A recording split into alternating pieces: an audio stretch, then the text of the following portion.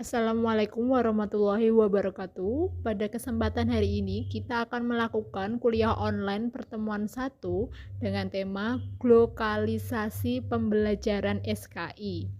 Di pertemuan pertama, jangan lupa kalian menentukan kontrak belajar yang berisi kehadiran virtual, kemudian yang kedua keaktifan atau tugas individu, kemudian ada tugas kelompok. Kemudian yang 20%-nya adalah UTS dan UAS-nya 20%. Jangan lupa untuk ditulis kemudian dikirimkan di WhatsApp grup. Pengertian mata kuliah pembelajaran SKI, menurut Gunawan mengatakan bahwa belajar adalah salah satu faktor yang memengaruhi dan berperan penting dalam pembentukan pribadi dan perilaku individu.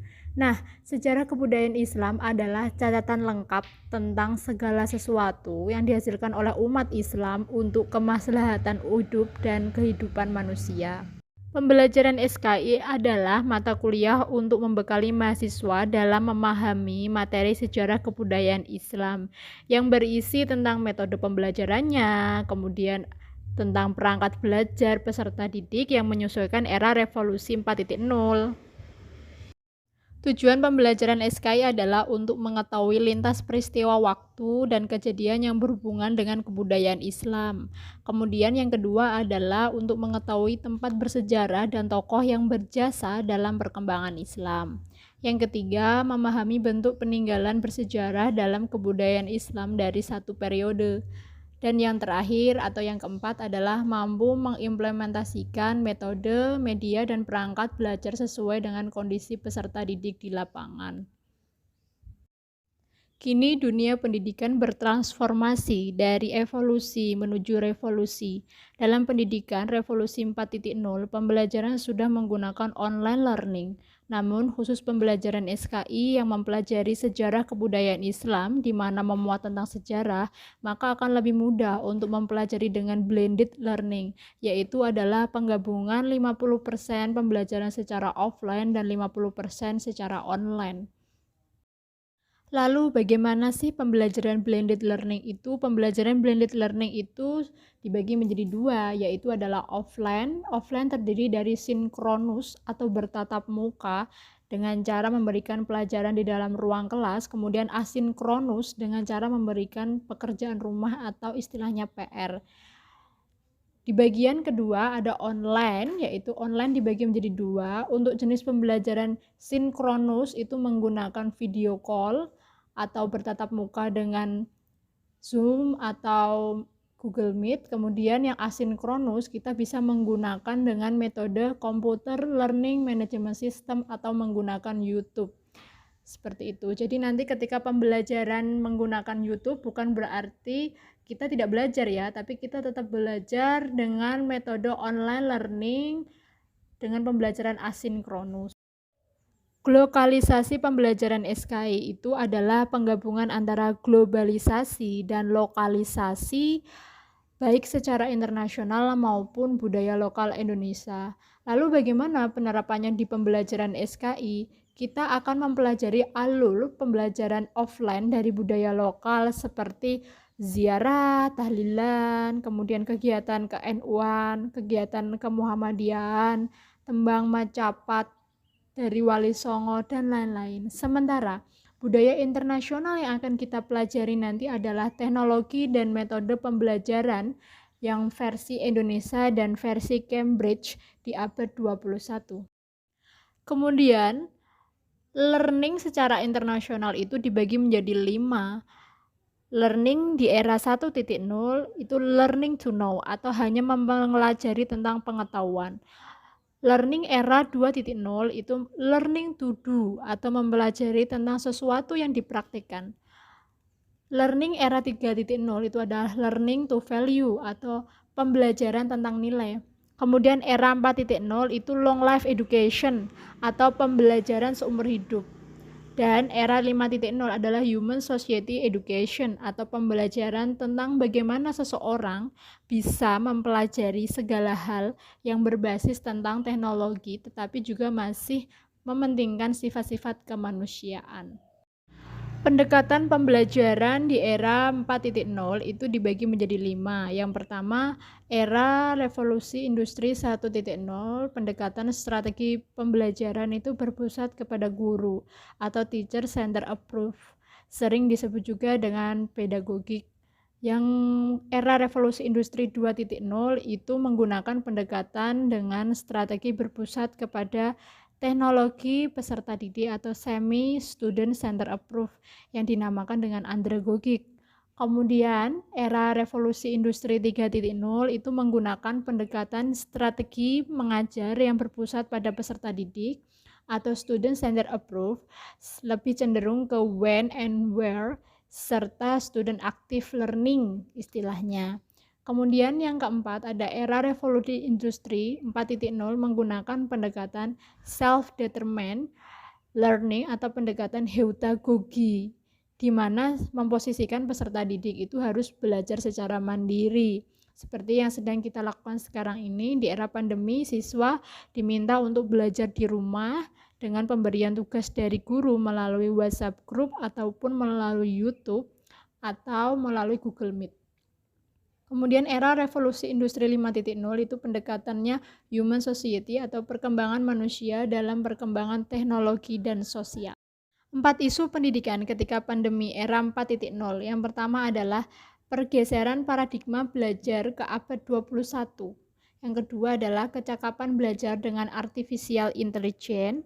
Kemudian yang ketiga adalah kecakapan dalam penguasaan teknologi, dan yang keempat adalah protokol kesehatan bagi pembelajar dan pengajar.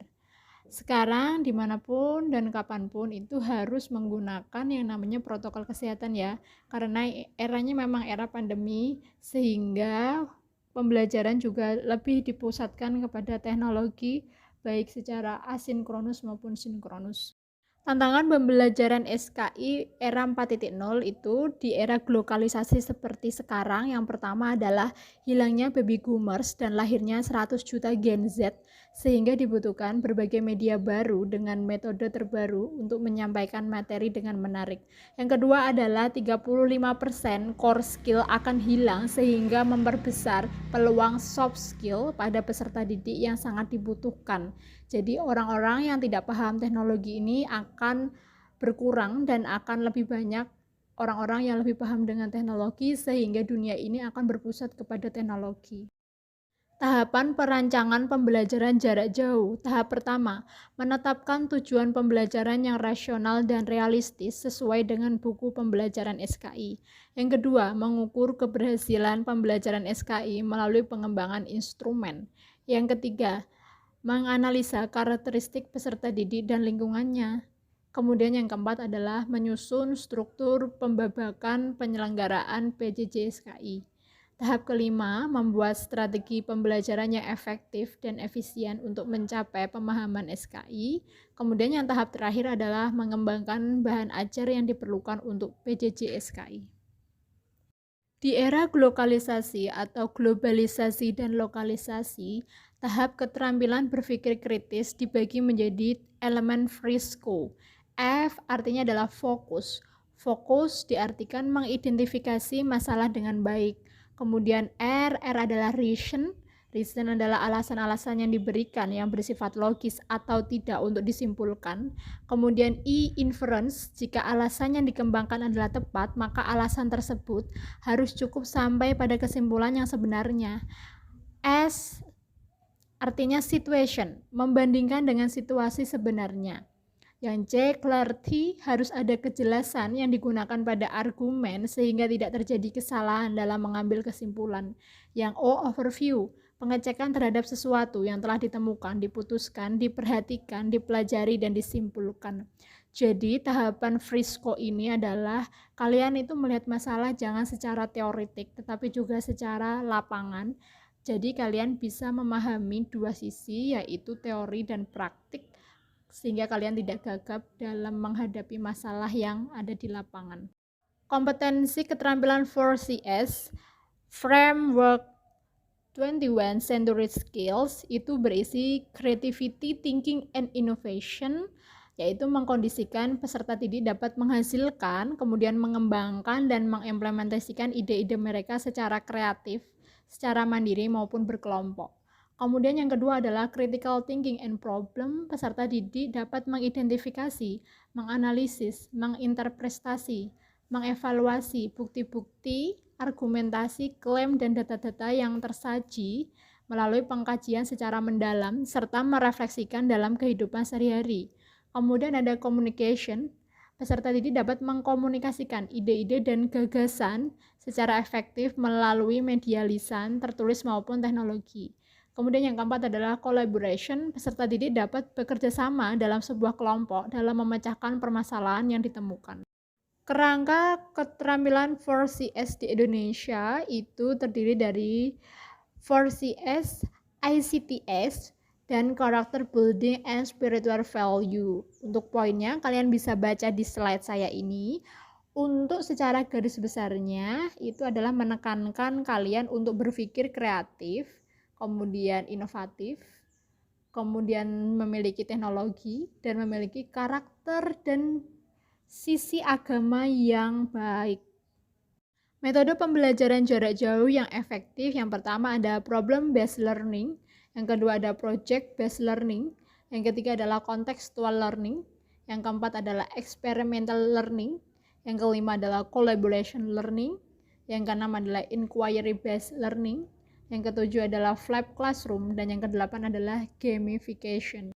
Sementara itu, aplikasi untuk pembelajaran SKI ada teleconference, itu bisa melalui Zoom atau Google Meet yang sering kalian lakukan di keseharian, dan ada beberapa aplikasi lain seperti yang saya cantumkan di slide.